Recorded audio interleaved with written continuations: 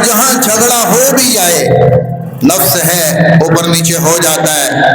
بول اوپر نیچے ہو جاتا ہے، تو شیطان بیچ میں پھوٹ ڈال دیتا ہے، تو وہاں مسلمانوں کا کردار کیا ہے کہ وہ اس فساد کو صلح میں بدلیں، اس کو ہوا نہ دیں، اس آگ کو دھونی نہ دیں، اس جلدی آگ میں اور لکڑیاں نہ ڈالیں،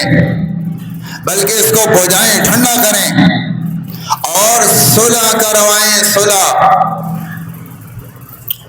اللہ کے نبی نے فرمایا خیر عباد اللہ الذین اذا رؤوا ذکر اللہ وشرار عباد اللہ المشاؤون بالنمیمہ المفرقون بین الاحبہ الباغون للبراء العنت۔ اللہ کے بہترین بندے بھی بتاؤں اور اللہ کے زمین پہ بدترین بندے بھی بتاؤں۔ اللہ کے نبی نے کہا اللہ کے زمین پہ بہترین بندے وہ ہیں جنہیں دیکھ کر اللہ یاد آئے، جنہیں دیکھ کر اللہ یاد آئے، اور اللہ کے زمین پر بدترین بندے جن میں تین باتیں ہیں، جن میں کوئی ایک بات ہو تینوں میں سے، المشاؤون بالنمیمہ، جو لوگوں میں چغل خوری کی آگ لگاتے ہیں،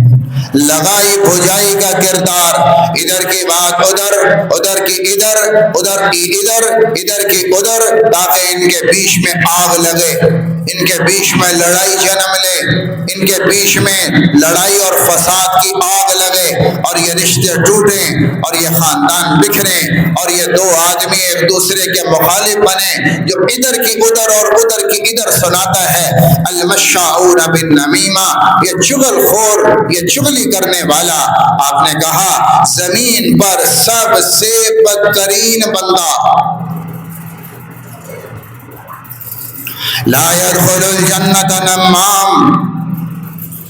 چغلی کرنے والا چغلی کرنے والا جنت میں داخل نہیں ہوگا۔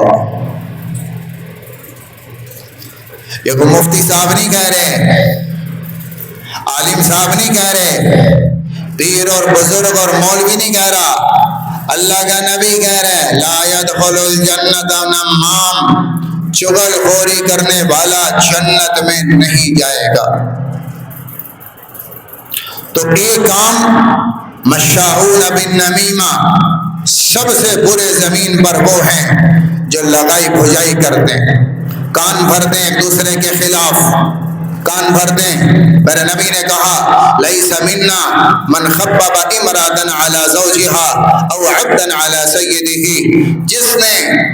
خامن کے کان بھرے اپنے بیوی کے خلاف، یا بیوی کے کان بھرے اپنے خامن کے خلاف، تاکہ ان کے رشتے میں درار پڑے، قیامت کے دن یہ محمد کی امت سے نہیں ہوگا۔ جس نے نوکر کے کان بھرے آقا کے خلاف اور آقا کے کان بھرے نوکر کے خلاف، تاکہ ان میں لڑائی اور جنم لے، قیامت کے دن یہ محمد کی امت کا حصہ نہیں ہوگا۔